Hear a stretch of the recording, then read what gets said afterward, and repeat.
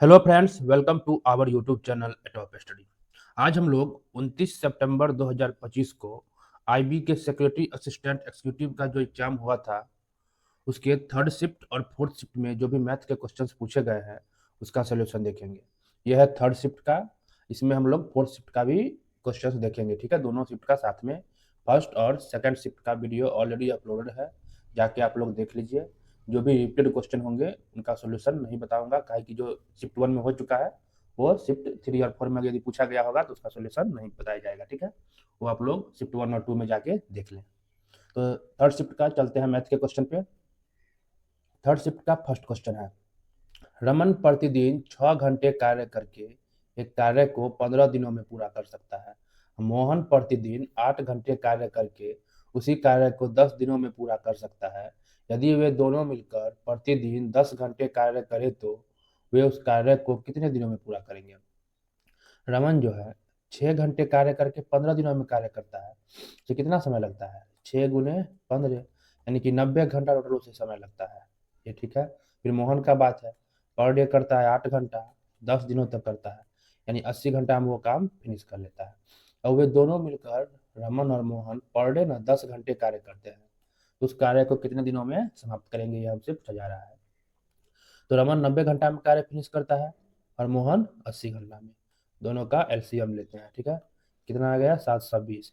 जो भी हम एलसीएम लेंगे उसे हमेशा टोटल वर्क, टैंक हो यदि तो टोटल कैपेसिटी टैंक का समझना है, ठीक है। टोटल वर्क हमारे पास 720 है। रमन 90 घंटा में 720 कार्य करता है, तो पर घंटा कितना कार्य करेगा, 90 घंटा से 720 में भाग देंगे, 9 8 72। पर डे पर घंटा वो 8 कार्य करेगा। और मोहन पर घंटा 80 से भाग देंगे, 9 कार्य करेगा। ये ठीक है। ये हो गया दोनों का कैपेसिटी। आर पर घंटा 8 काम करेगा, मोहन पर घंटा 9 काम करेगा। और जब दोनों मिलकर कार्य करें, रमन और मोहन, 8 और 9 दोनों मिलके पर घंटा कितना कार्य कर देंगे, 17। है कि रमन करते हैं पर घंटा 8 और मोहन 9, दोनों मिलकर पर घंटा 17 कार्य करेंगे, ठीक है। अब प्रतिदिन यदि 10 घंटे हम कार्य करेंगे तो दोनों मिलकर कितना कार्य प्रतिदिन करेगा, एक दिन में 1 घंटे में 17 कार्य करता है, 10 घंटे में 17 गुने 10, यानी कि 170 कार्य कर देगा। ये ठीक है। 170 कार्य कर देगा 10 घंटे में, यानी कि एक दिन में 10 घंटा ही दोनों मिलकर काम करेंगे, यानी दोनों मिलकर एक दिन में 170 कार्य करेंगे। हमें करना कितना है, 720 का भागे क्षमता 71 कार्य करेगा पर डे, और 720 का फिनिश करना है। टोटल वर्क में एक दिन में इतना कार्य करेंगे उससे भाग देते हैं, तो कितने दिन लगेंगे वो निकल जाएंगे, ठीक है। तो 72/17 बच्चा हो जाएगा 4.4/17, यानी इतने डेज में वो कार्य को फिनिश कर देंगे, ठीक है। चलते हैं नेक्स्ट। 44 पुरुष किसी काम को 28 दिनों में पूरा कर सकते हैं। उसी काम को 44 दिनों में पूरा करने के लिए आवश्यक पुरुषों की संख्या कितनी होगी। 44 पुरुष 28 दिनों में कार्य कर सकते हैं, तो पूछ रहा है कितने पुरुष मैन 44 दिनों में कार्य पूरा करेंगे। तो इस तरह क्वेश्चन है, तो ध्यान रखना है, मैन गुने डेज बराबर मैन गुने डेज कर देना है, ठीक है। यही ध्यान रखना है। तो 44 मैन गुने डेज, 44 पुरुष 28 दिनों में कार्य करते हैं बराबर मैन गुने डेज, 44 दिनों में कितने पुरुष कार्य करेंगे, ठीक है।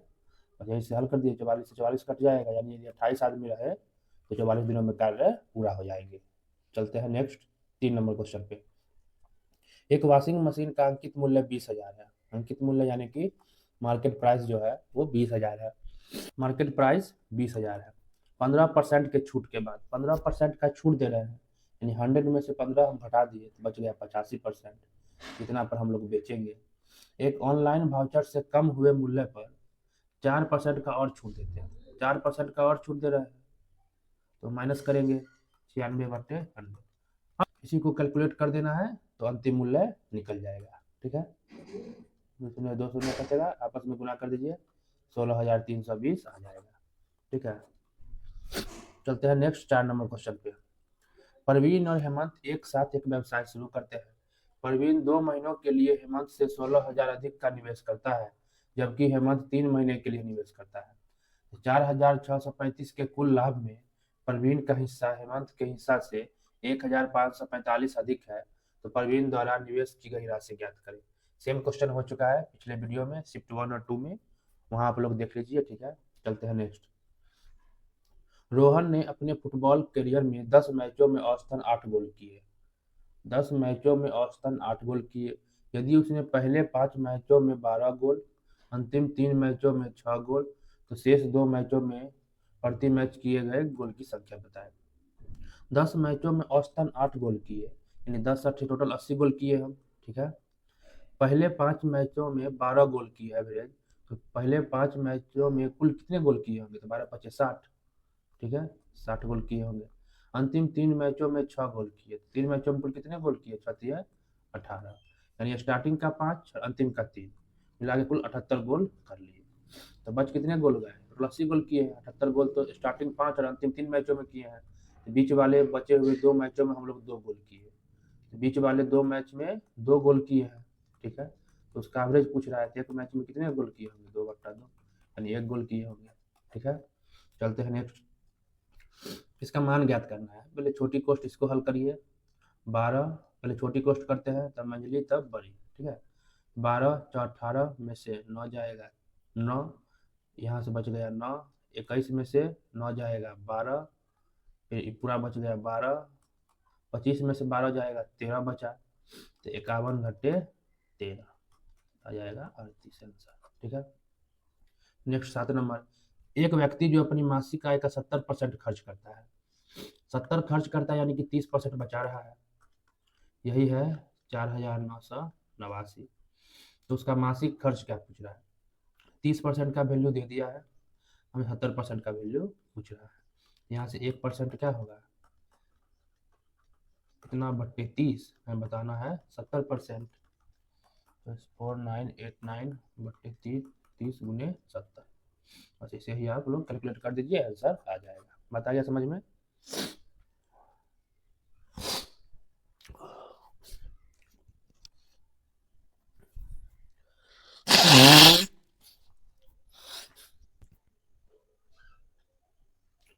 चलते हैं नेक्स्ट 8 नंबर क्वेश्चन पर। एक परिवार की आय और व्यय का अनुपात 13:9 है, यानी 13 का इनकम है तो 9 का खर्च है। यदि परिवार का व्यय 13,500 है, तो परिवार की बचत क्या होगी। वह यानी खर्चा बोल रहा है 13,500 है, यानी किसी 9 का वैल्यू दे रखा है, 9 ही खर्च कर रहा है, तो एक का वैल्यू क्या होगा, 9 से भाग देंगे, 15 9 135, एक का वैल्यू 1500।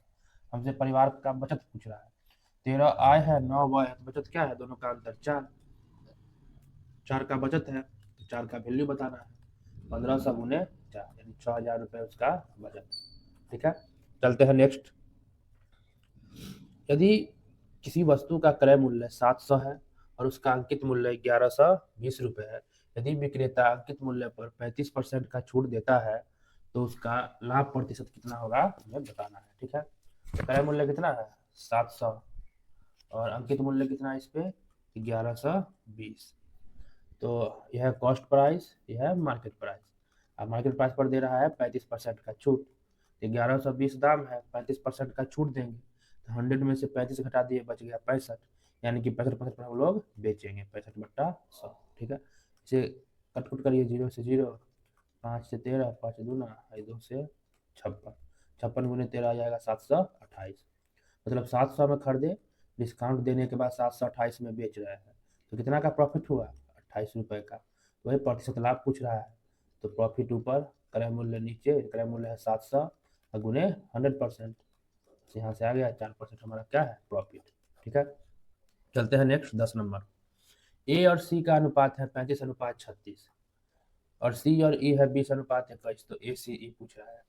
ठीक है, ए अनुपात सी है 35:36, अब सी है 20, तो सी के सामने लिखते हैं 20 और ई है 21, सी है और ई है। ठीक है, देखिए सी दोनों जगह सी ही है, तो जब इस तरह क्वेश्चन है तो इस तरह लिख के सी को इक्वल करने की कोशिश करिए। 36 है 20 है, दोनों को सेम करना है, दोनों का एलसीएम ले लीजिए, जो आएगा वही ऊपर भी लिखना है और नीचे भी, दोनों का एलसीएम लीजिएगा तो आ जाएगा 180। ठीक है, तो ऊपर 180 करने के लिए क्या करेंगे, 5 से गुना करेंगे, नीचे इसमें 180 हो, इसके लिए क्या करेंगे, इसमें 9 से गुना करेंगे, तो 5 से गुना करने पर 35 बचे 175 आ जाएगा, 175, ये हो जाएगा, ये 180 है ही, ये 180 है ही, 180 यहाँ लिख दिए, और यहाँ 9 से गुना करना पड़ेगा, 9 इकाई 9, 9 दूना 18, यही हो गया ए सी और ई। ठीक है, चलते हैं नेक्स्ट 11 नंबर। एक विनिर्माता थोक विक्रेता को 25% के लाभ पर थोक विक्रेता इसे खुदरा विक्रेता को 20% के लाभ पर और खुदरा विक्रेता इसे ग्राहक को 10% के लाभ पर बेचता है। इन तीनों बारी बारी अपना लाभ ले रहा है।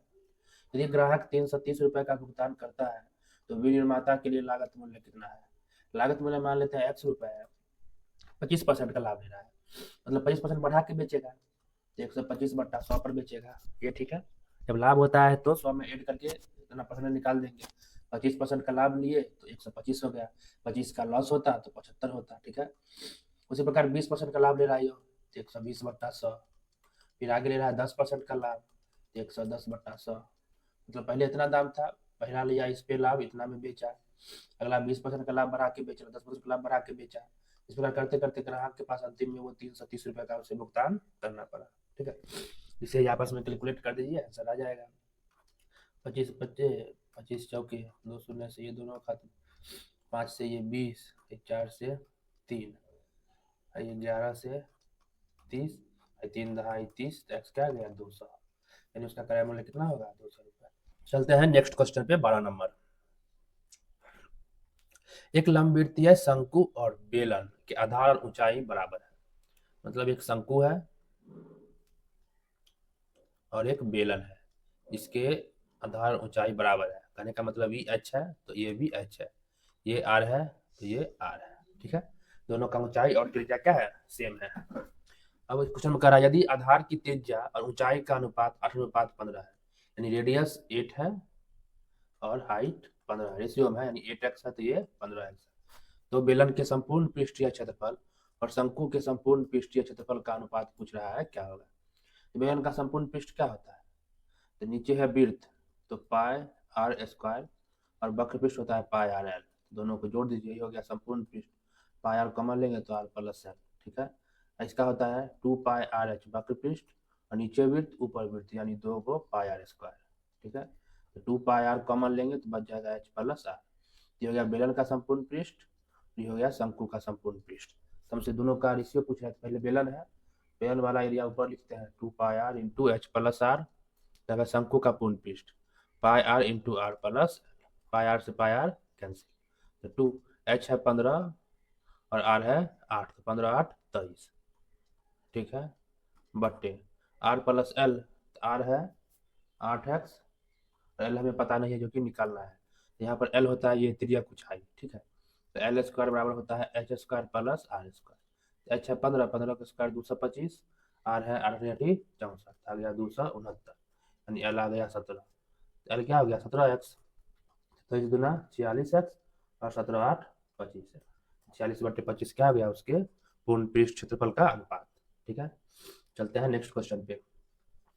5 सेंटीमीटर त्रिज्या और 38 सेंटीमीटर ऊंचाई वाले बेलन का वक्र पृष्ठ, बेलन है, फिर से बेलन का वक्र पृष्ठ होता है 2 पाई आर एच, तो 2 पाई में आंसर है पाई रख देते हैं, आर है 5 और 38 से ऊंचाई, बस 380 पाई आ गया।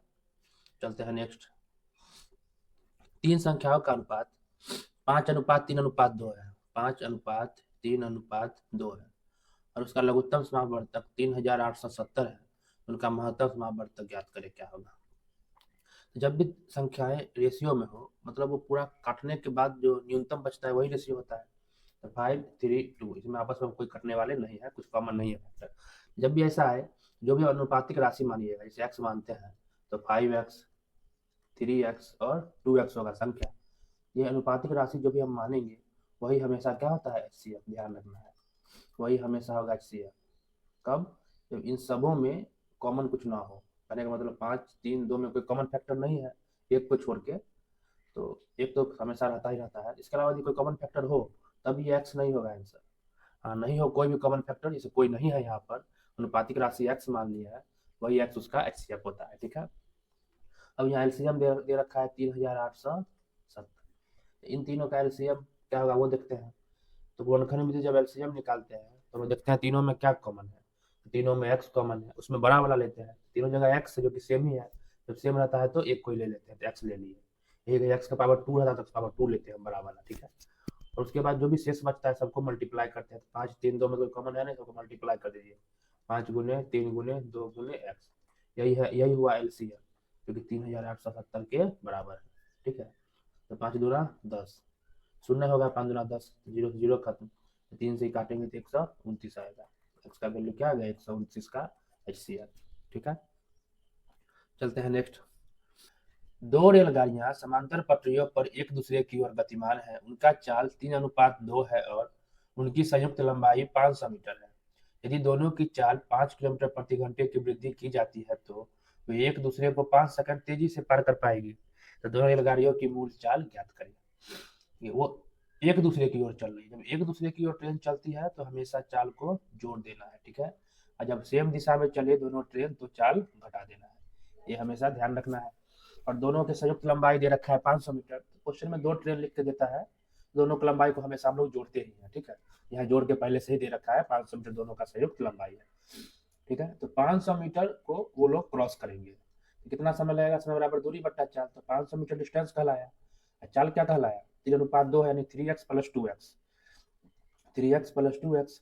तो ये समय लेगा ट्रेन एक दूसरे को पार करने में। ठीक है, जब कह रहा है दोनों की चाल 5 किलोमीटर प्रति घंटा बढ़ जाए, यानी 3x + 5 एक का चाल और दूसरा का चाल 2x + 5 हो जाए तो 2 सेकंड तेजी से पार कर पाएगी। यहाँ देखिए चाल जब बढ़ गया तो समय कम लगेगा, यानी 2 सेकंड कम समय लगा, इसमें 2 सेकंड इससे कम समय लगा, यही बोल रहा है।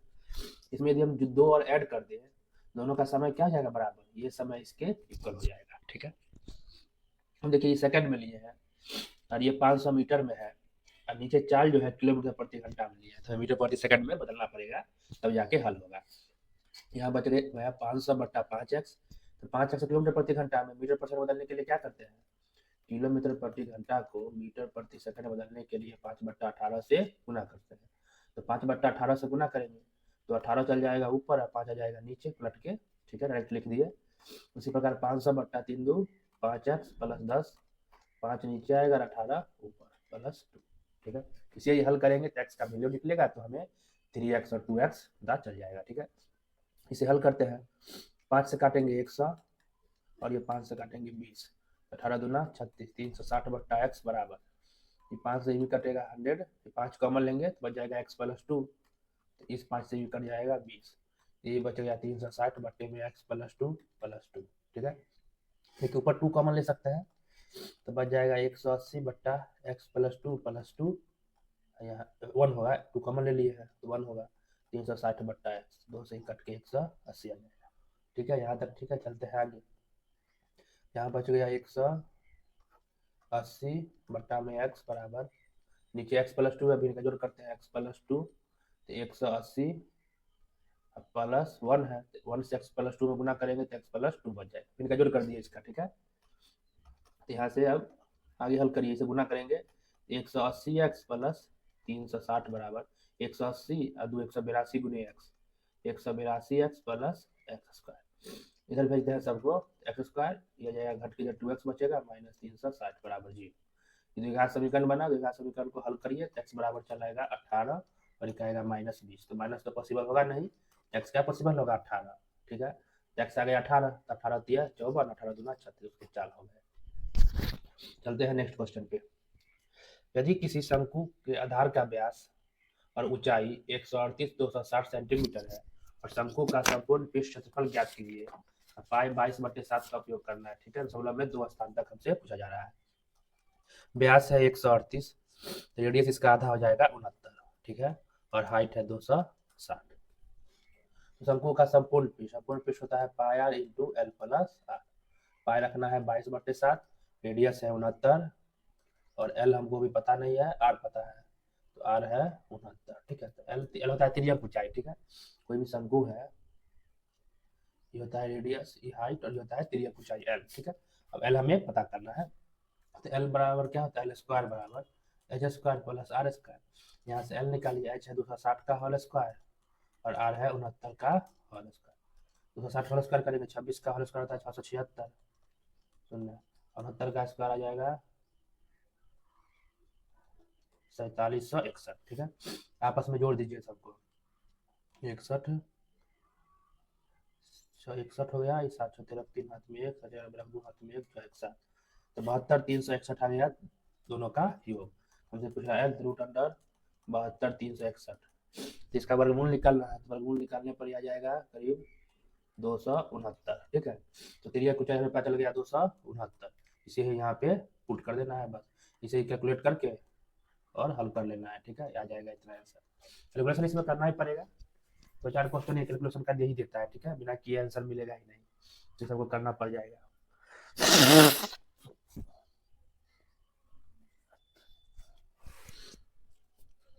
चलते हैं नेक्स्ट 17 नंबर क्वेश्चन पे। एक दुकानदार एक पंखे का मूल्य उसके क्रय मूल्य से 20% अधिक अंकित करता है, यानी 100 रुपए क्रय मूल्य है तो 120 रुपए दाम अंकित करता है, ठीक है, अधिक। फिर उस पर 10% का छूट देता है। ये क्रय मूल्य था, ये मार्केट प्राइस था, इस पर 10% का छूट दे रहा है, यानी कि 90/100 में बेचेगा, ठीक है। 12 108 में बेचेगा। 100 क्रय मूल्य, 120 दाम रखा था और 108 में बेचेगा, ये सेलिंग प्राइस हुआ। यदि उसका लाभ 97 रुपए है, लाभ कितना यहाँ से 8 रुपए, यही 8 का वैल्यू क्या कर रहा है 97 है, तो हमसे पूछ रहा है अंकित मूल्य यानी कि 120 का वैल्यू। एक का वैल्यू 97/8, 120 का वैल्यू 97/8 गुने 120, 15 8 120, 15 गुने 97, 15 गुने 97 कर देना है, आ जाएगा 1455 रुपये आंसर, ठीक है। चलते हैं नेक्स्ट 18 नंबर पे। एक शंकु का आयतन 1232 है, इसकी ऊंचाई 24 है, तो त्रिज्या बताना है कितना होगा। आयतन क्या होता है 1/3 पाई आर स्क्वायर एच, यही है 1232, ठीक है। बस यहाँ से हमें ऊंचाई पता है, इसे पुट करना है 22/7, ये पुट करना है, रेडियस निकल जाएगा यहाँ से, इसे हल कर लेना है, ठीक है। आर स्क्वायर हाइट है 24 बराबर 1232, इसे कैलकुलेट कर लीजिए, आ जाएगा रेडियस 7। चलते हैं नेक्स्ट 19 नंबर। 10 संख्याओं का एवरेज 150 है, यानी 10 संख्याओं का कुल कितना होगा 10 गुने 50 150। इनमें 8 संख्याओं का एवरेज 17 है, आठों का कुल कितना होगा 17 गुने 8 136। तो शेष दो का योग क्या होगा, 56 में 36 घटाएंगे 14, तो शेष दो का योग 14, तो उनका एवरेज पूछ रहा है, 2 से भाग दे दिए 7 आ गया, ठीक है। चलते हैं नेक्स्ट, और इस शिफ्ट का लास्ट। एक व्यक्ति शहर ए से शहर बी तक 40 की चाल से जाता है और 60 की चाल से वापस आता है, उसकी एवरेज चाल। जब ए चाल से जाए और बी चाल से वापस आए और एवरेज पूछ दे तो 2 गुने ए गुने बी बट्टा ए प्लस बी कर देना है, ठीक है। तो 2 इंटू 40 गुने 60 बट्टा 40 प्लस 60 100, 48 किलोमीटर प्रति घंटा उसका औसत चाल हो गया, ठीक है। इसी प्रकार 29 सितंबर के फोर्थ शिफ्ट का भी हम लोग क्वेश्चन देखेंगे इसी वीडियो में, ठीक है। अब हम लोग 29/9/2025 के फोर्थ शिफ्ट में पूछे गए मैथ के क्वेश्चंस को देखेंगे। चलते हैं इसके मैथ के क्वेश्चन पे। फोर्थ शिफ्ट का पहला क्वेश्चन है मैथ का। एक विशिष्ट कार्य को 6 मशीनें प्रतिदिन 8 घंटे काम करके 10 दिनों में पूरा कर सकती हैं। यदि 4 मशीनें काम नहीं कर रही है तो उसी कार्य को 15 दिनों में पूरा करने के लिए शेष मशीनों को प्रतिदिन कितने घंटे कार्य करने होंगे। 6 मशीनें हैं, 4 खराब हो गया है, 2 मशीन बचा है। इन 2 मशीनों को 15 दिनों में शेष कार्य को पूरा करने के लिए प्रतिदिन कितने घंटे कार्य करना होगा पूछा जाएगा, ठीक है। तो जस्ट पिछला शिफ्ट में बताए हुए हैं, जैसे मैन गुने डेज यानी लिया गया समय बराबर मैन गुने डेज करना है, यानी कितने व्यक्ति कितने दिनों में करता है, यानी मैन गुने समय, वही व्यक्ति की जगह बस मशीन है, तो मशीनों की संख्या गुने समय। तो 6 मशीन, समय क्या है 8 घंटे प्रतिदिन 10 दिनों तक, यानी कि 80 घंटा करता है, यानी 8 गुने 10 करते। तो वही पूछ रहा है अब 2 मशीन 15 दिनों तक पर डे कितने घंटे काम करे, मान लेते हैं 8 घंटे। ये देखिए फिर समय गुने जो भी मशीन है, मशीन या मैन जो भी रहे वो रखेंगे, बस इसे ही कैलकुलेट कर देना है, ठीक है। 2 तिया 6, 3 5 15 और 5 से कट के 16, यानी कितना घंटे हम लोग काम, कितना घंटा मशीन कार्य करेगा पर डे 16 घंटा। बता गया समझ में। इस तरह क्वेश्चन में हमेशा मैन गुने डेज बराबर मैन गुने डेज, मैन हो मशीन तो जो भी काम करने वाला हो वो, और कितने दिनों तक कर रहा है वो समय, वो मल्टीप्लाई करना है, ठीक है, ये ध्यान रखना है। चलते हैं सेकंड। परवीन और हेमंत मिलकर एक व्यवसाय शुरू करते हैं। परवीन 7 महीनों के लिए हेमंत से 83,000 अधिक निवेश करता है, जबकि हेमंत 3 महीनों के लिए निवेश करता है। कुल 5,342 के लाभ में परवीन का हिस्सा हेमंत के हिस्से से 2,671 अधिक है, तो परवीन द्वारा निवेश की गई राशि क्या होगा।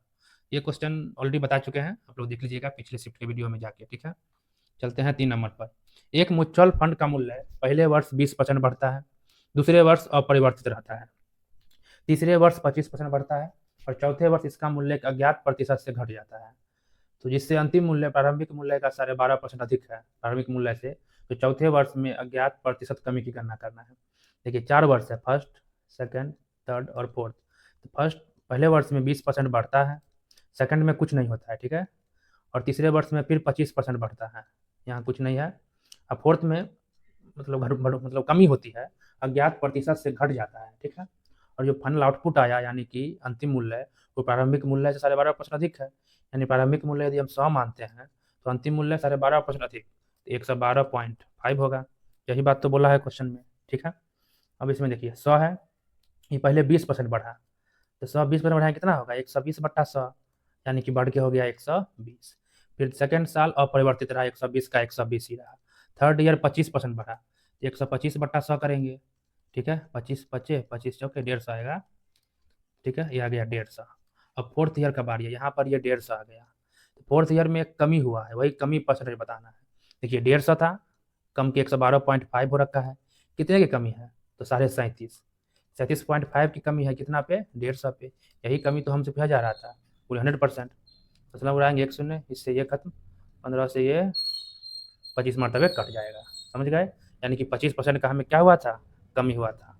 ऑप्शन नंबर 4 इसका आंसर हो जाएगा, ठीक है। चलते हैं नेक्स्ट 4 नंबर क्वेश्चन पर। एक म्यूजिक सेट की मूल कीमत 8600 रुपये है, कीमत में 16% की छूट दी गई और फिर 25% की बढ़ोतरी की गई, इसकी नई कीमत क्या है।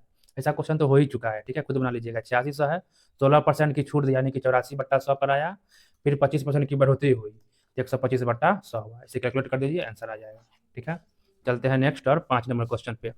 2 सेंटीमीटर आंतरिक व्यास वाले एक वृत्ताकार पाइप से पानी 4 मीटर प्रति सेकंड की दर से 80 सेंटीमीटर आधार त्रिज्या वाले एक बेलनाकार टैंक में बहता है, ठीक है। यानी इस पाइप से इस बेलनाकार टैंक में पानी भरा जा रहा है, ठीक है।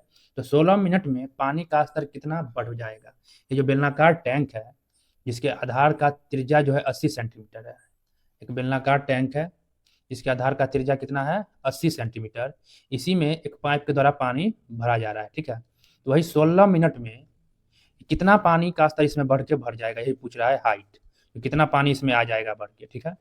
तो जो भी इस पाइप से इसमें पानी आएगा 16 मिनट में, उसका आयतन इसके इक्वल होगा, इसमें भरना है।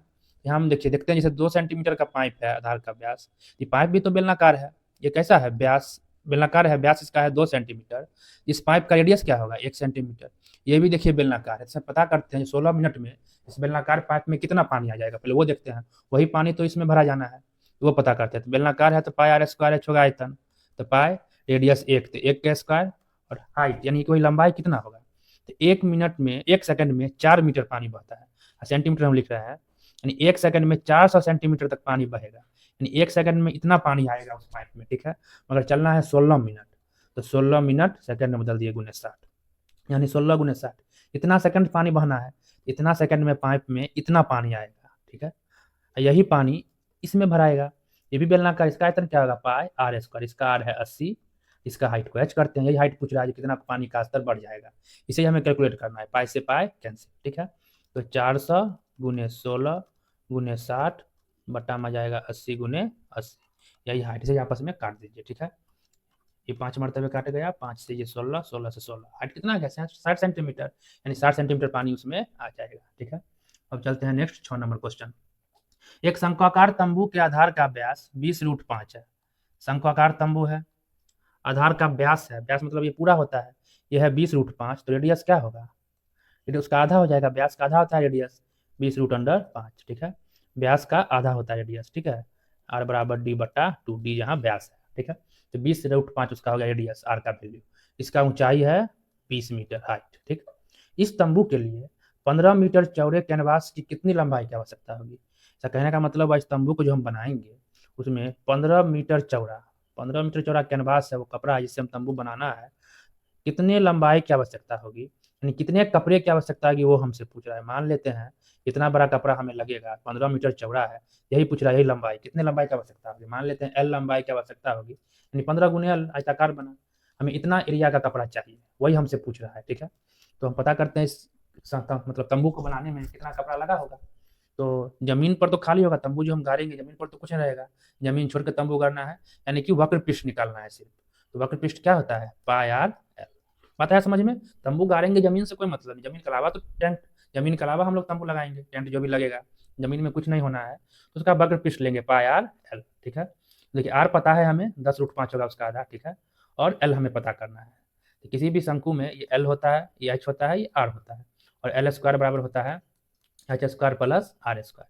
एच है 20, तो 20 का स्क्वायर 400। आर है 10√5, 10√5 का स्क्वायर 10 ढाई 100 पचे 500, यानी एल स्क्वायर हुआ 900। तो एल का वैल्यू √900 यानी कि 30 आ गया। बात समझ में आया? तो वक्र पृष्ठ क्या होगा, पाई आर एल, पाई 22/7, आर है 10√5, ठीक है, और एल है 30 प्राप्त हुआ। यही होगा, यही जो एरिया का तंबू बनाने में लगा है जो भी कपड़ा, वो इसके इक्वल होगा 15L। मान लेते हैं एल लंबाई का लगा होगा तो 15L के इक्वल। इसे कैलकुलेट कर दीजिए, 15 दूना 30 कटा, 22 दूना 44 ढाई 440 √5/7। इतने लंबाई का हमें कपड़ा चाहिए। बात आ गया समझ में? तो ऑप्शन नंबर 3 इसका आंसर होगा। 7 नंबर क्वेश्चन, सेम क्वेश्चन हो चुका है, खुद बना लीजिएगा, ठीक है। 8 नंबर, 75 किलोमीटर की चाल से 360 किलोमीटर की दूरी तय करने में कितना समय लगेगा? तो समय बराबर क्या होता है, दूरी बट्टा चाल, बस कुछ है ही नहीं इसमें। दूरी 360, चाल 75, समय निकल जाएगा, ठीक है। चलते हैं 9 नंबर, a प्लस बी अनुपात a माइनस बी बराबर 7:3 है। यानी a प्लस बी बराबर 7, अनुपातिक राशि x लेंगे, मान लेते हैं 7x या 7p जो मानना हो, और a माइनस बी बराबर 3 बोलना चाहिए, अनुपात में है, ठीक है। 7 एग्जैक्ट नहीं है, अनुपात में है। अब x प्लस वाई बराबर उसी प्रकार 8 और x माइनस वाई बराबर 5। देखिए 7 3 है, यही सब पकड़ने की कोशिश करते हैं। इसको अगर हम 5 2 मान ले तो 5 2 7, 5 में से 2 गया 3, ठीक है। अब देखिए 8 5 है, इसमें वैसा कुछ मानते हैं 8 5, मतलब x प्लस वाई 8 है, ठीक है। तो दोनों को जोड़ के 8 हो, तो अंतर 5 होना चाहिए, ऐसा कुछ नहीं पूछ रहा है। डबल करके देख लेते हैं, या x प्लस वाई 8 मानते हैं, x माइनस वाई 5 मानते हैं, यहाँ सॉल्व कर दीजिए। x 2x ये खत्म, ये आ गया 13, तो x बराबर क्या, 13/2। उसी प्रकार अगर दोनों को जोड़ घटा देते तो प्लस माइनस होता, x खत्म, यहाँ से 2y बराबर 8 में से 5 गया 3, तो y बराबर 3/2, ठीक है। तो x को दोनों दो हटा देते हैं, जैसे अनुपात की तो है, तो x 13 और y को हम 3 ले सकते हैं, ठीक है। तो 13 और इसको लिए 3, ये लिए 13, ये लिए 3, 13 3 16, 13 में से 3 गया 10। देखिए 8:5 हो रहा है, x 13 और 3 हम ले सकते हैं, ठीक है। 13 3 एग्जैक्ट नहीं है, मगर 13 3 हो सकता है, ठीक है। तो पुट कर दीजिए a/b अनुपात x/y। a का वैल्यू क्या है, a का हम 5 रख देते हैं, b है 2, x है 13 और y है 3, यही अनुपात पूछ रहा है। तो इन दोनों का लेंगे एलसीएम, 6 आता है, 6 से मल्टीप्लाई करिए तो यहाँ 15 आ जाएगा, इसमें 6 से करेंगे, इसमें 6 से करेंगे तो यहाँ 26 आ जाएगा। बताया समझ में? जब भी भिन्न को हटाना हो, जब रेशियो भिन्न में हो, नॉर्मल नंबर में लाना हो, तो नीचे वाले जो पार्ट होते हैं उसका एलसीएम लेके दोनों में गुना कर देते हैं, जैसे हम अभी किए हैं, ठीक है। चलते हैं नेक्स्ट 10 नंबर, इसका मान पूछ रहा है क्या होगा। देखिए यहाँ पे देखिए ध्यान रखना है, a के पावर माइनस बी हो ना, इसे हम 1/a के पावर b लिख सकते हैं, ठीक है। यदि 1 के power b, 1 power minus B हो, तो 1 के पावर ऐसे हम b लिख सकते हैं पलट के, ठीक है। इसी पर यह बन जाएगा। जैसे यहाँ पर 15,625/49 है, ठीक है। 15,625 बट्टे में 49 है।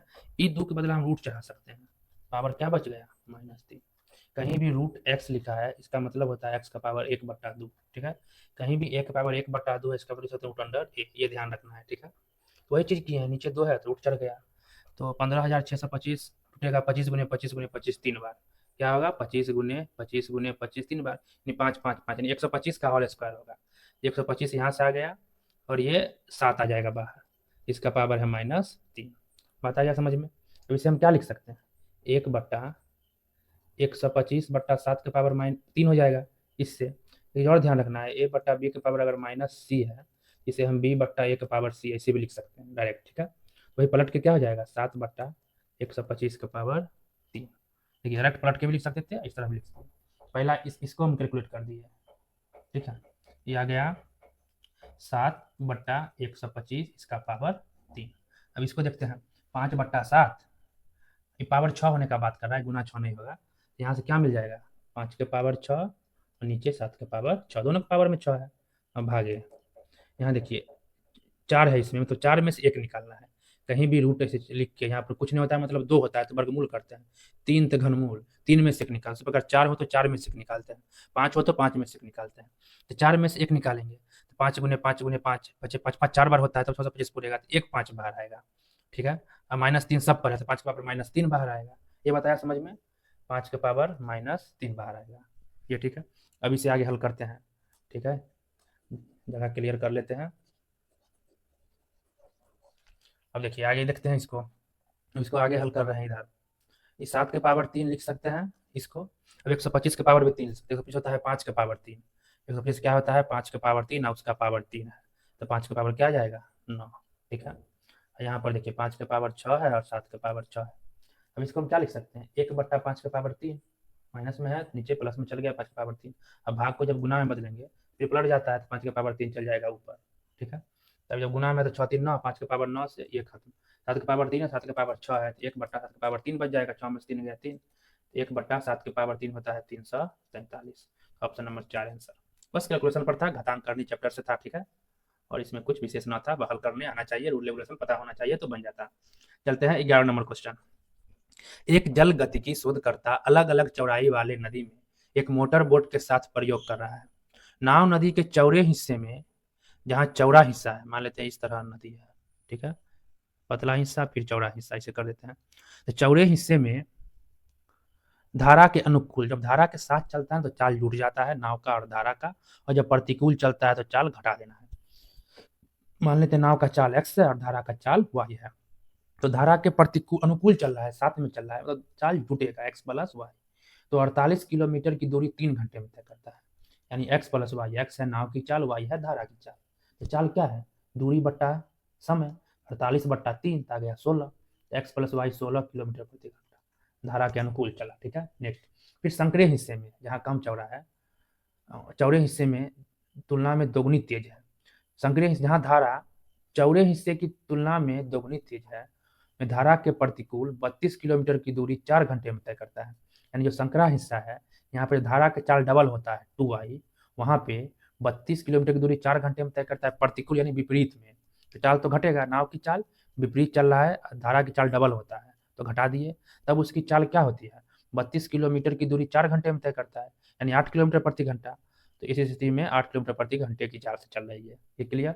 फिर आगे एक लाइन कहता है, यदि शोधकर्ता फिर मुड़कर नदी के चौड़े हिस्से में, फिर चौड़े हिस्से में ही आ गई, तो इसी हिस्से में, ठीक है, और धारा के प्रतिकूल मतलब वापस लौटी, धारा के प्रतिकूल 30 किलोमीटर की दूरी तय करता है। तो धारा के प्रतिकूल चल रहा है, प्रतिकूल मतलब चाल घटेगा x माइनस वाई।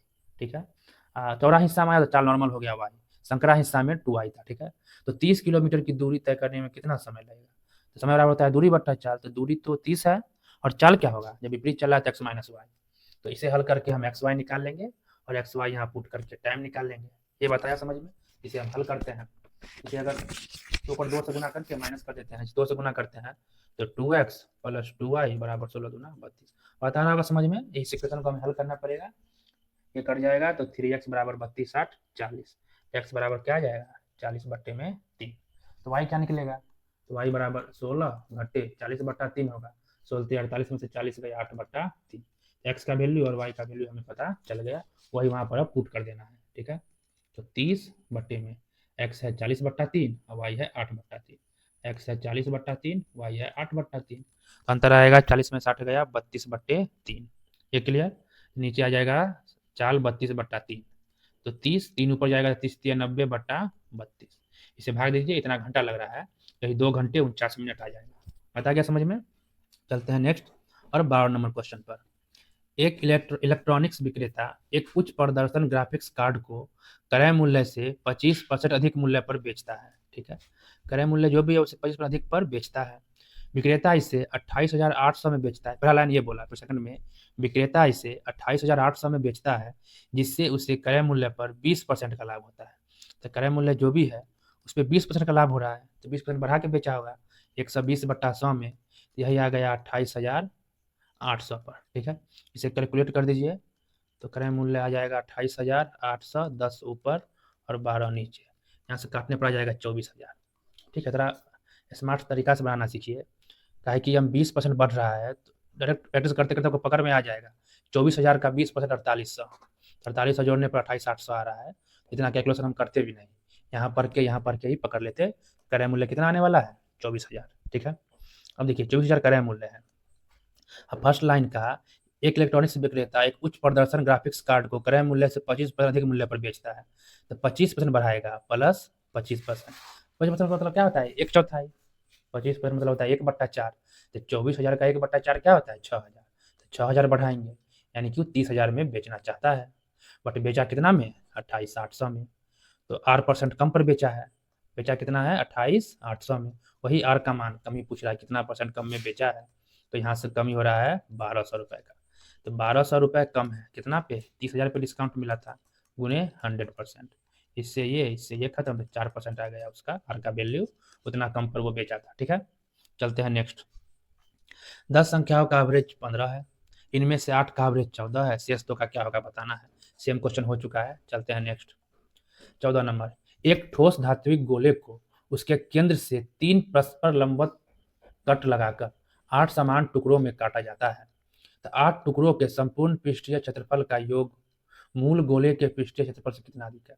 तो मूल गोला का एरिया क्या होगा, 4πr²।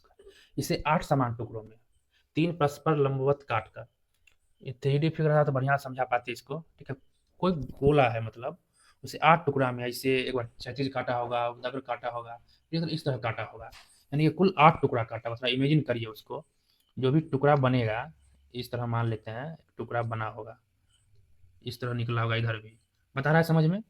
यानी कि एक टुकड़ा इधर, एक सरफेस इधर, एक सरफेस नीचे से होगा। जो भी एक टुकड़ा होगा उसमें 3 सरफेस आ रहा है, एक साइड इधर, एक साइड इधर, एक साइड इधर।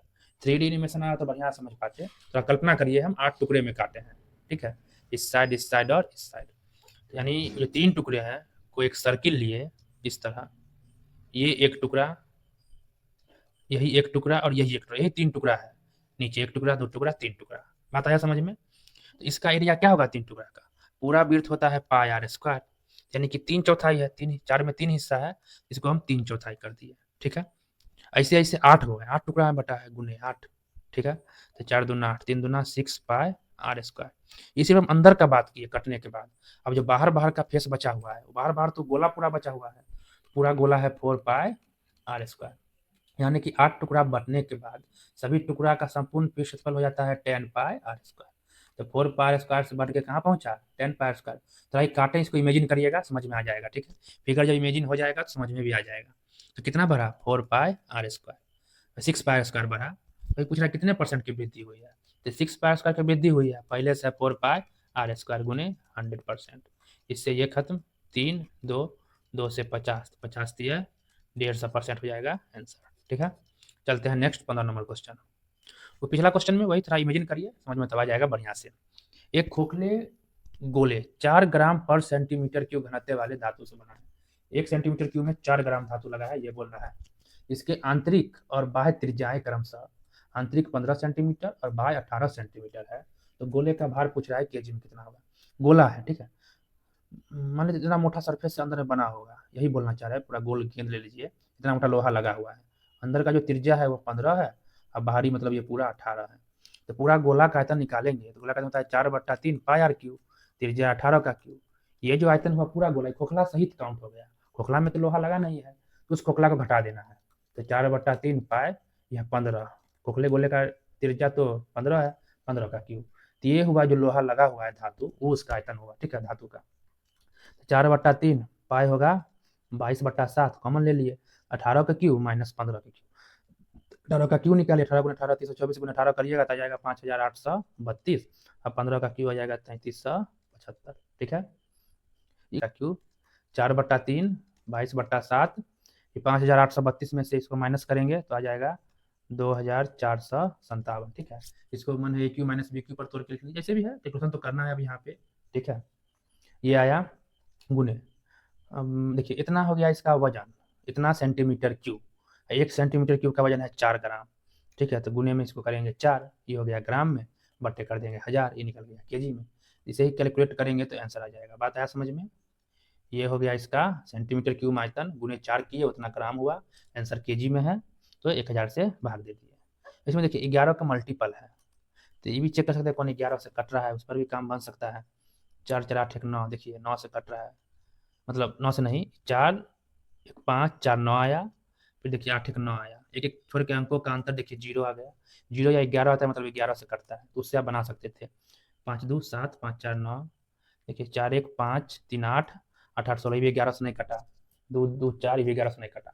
तो ये हम ऑप्शन से इसको मार सकते थे, 11 के मल्टीपल है तो 11 का मल्टीपल कौन कट रहा है उसे देख के मार देना है। ठीक है, 11 से कटने का नियम वही है, एक एक अंक छोड़ के जोड़िए, जैसे 4 को 1 को 4 को जोड़े, फिर शेष को जोड़ दीजिए, उसका अंतर यदि 0 या 11 आ जाए तो 11 से कटता है, ठीक है। तो इसमें जो 11 से करता हुआ आंसर मार के निकल जाना है, ठीक है, कैलकुलेशन करने की जरूरत भी ना था, इसी को हम बताए थे पिछला वीडियो में, जो पूरा हम तोड़ के एक बार बता दिए, ठीक है। अब 16 सिंप्लीफाई करना है, ये गुने में लगता है, गुना है, ठीक है। 1 का स्क्वायर 1, 2 इकाई 2 और 3 दूना 6, 6 भागे 12 1/2 आ गया, और 60 में 27 गया, 37 आ गया। तो ये आंसर नहीं मैच कर रहा है, कुछ अलग होगा, ठीक है, नहीं तो आंसर ही गलती है। ये अगर गुना में है तो आंसर ये कोई नहीं होगा इसमें से, ठीक है। चलते हैं नेक्स्ट 17 नंबर। स्नातक विद्यार्थियों के सेमेस्टर प्रदर्शन का मूल्यांकन पाठ्यक्रम क्रेडिट और प्रतिशत अंकों के आधार पर किया जाता है। विश्वविद्यालय प्रतिशत अंकों का ग्रेड पॉइंट में बदलने के लिए निम्नलिखित ग्रेडिंग स्केल का उपयोग करता है। जैसे 90 से 100 के बीच है तो 4 ग्रेड पॉइंट, 85 से 89 के बीच है 3.7, 80 से 84 के बीच मार्क्स आ रहा है 3.3। इसी प्रकार मतलब आपका ग्रेड पॉइंट है, ठीक है। नेक्स्ट बोला, 4 पाठ्यक्रम में विद्यार्थी का प्रदर्शन इस प्रकार है। एडवांस स्टैटिक्स में अब 4 क्रेडिट मिला है और 85% आपका रेंज है, तो 4 क्रेडिट है, एक का ग्रेड पॉइंट कितना है 50% में देख लेंगे 3.7 है, यानी कितना आ गया, ये गुना करने पर जाएगा 148 14.8 हो गया, दशमलव में एक, ठीक है। और रिसर्च मेथोडोलॉजी में 3 क्रेडिट है, 92% है आपका, 92% किसके बीच आएगा, 4 ग्रेड पॉइंट, तो 3 चौके 12। एकेडमिक राइटिंग में 2 है, 78% है, तो 3 आ गया, तो आ गया 6, तो 5 है, 95 है, तो 4 आ गया। बात समझिए, मिला मिला के लिख रहा है, तो 5 चौके 20 आ गया। इन सबको ऐड करिए, 20 12 32 6 38 10 48 50 52.8, 52.8 ग्रेड पॉइंट आपको टोटल पूरा है। बात समझ में आ गया, 52.8 ग्रेड पॉइंट है। कितने क्रेडिट है, 5 2 7 3 10 4 14, तो टोटल क्रेडिट से भाग दीजिए, समझ गए, वही आपका जीपीए की गणना हो जाएगी, भाग देने पर 3.77 आ जाएगा। ऑप्शन नंबर 4 इसका आंसर, ठीक है। चलते हैं नेक्स्ट 18 नंबर क्वेश्चन। एक वस्तु का क्रय मूल्य 420 रुपए है, अंकित मूल्य 1120 रुपए है। यदि विक्रेता अंकित मूल्य पर 55% का छूट देता है, 1120 पर 55% का छूट, यानी 55% कम करेंगे तो 45% बेचेंगे, 45/100 में बेचना है, यहीं से कट कुट करने पर आपका सेलिंग प्राइस आएगा, और यह है कॉस्ट प्राइस 420। देख लेना है कितना परसेंट का लाभ हुआ, सेम क्वेश्चन हम करा चुके हैं, इसलिए आप ही बनाइए इसको, ठीक है। चलते हैं नेक्स्ट 19 नंबर।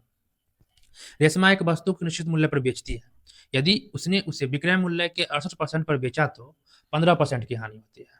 यदि वह उस वस्तु को मूल विक्रय मूल्य के 90% पर बेचती है तो उसका लाभ परसेंट क्या होगा। मान लेते हैं उसका सेलिंग प्राइस 100 है, ठीक है, इसके 68% पर बेचती है, यानी कि 68 में बेचती है, तो 15% का हानि होता है, तो जो भी क्रय मूल्य होगा 15% का हानि हो रहा है, मतलब 85/100 में बिक रहा है, जो कि 68 में बिक रहा है। तो यहाँ से क्रय मूल्य पता करते हैं, 17 पचे 17 चौके 5 से कटा 20 बचे, तो क्रय मूल्य आ गया 20 चौके 80 क्रय मूल्य हो गया, 100 सेलिंग प्राइस माने थे और क्रय मूल्य 80 निकला।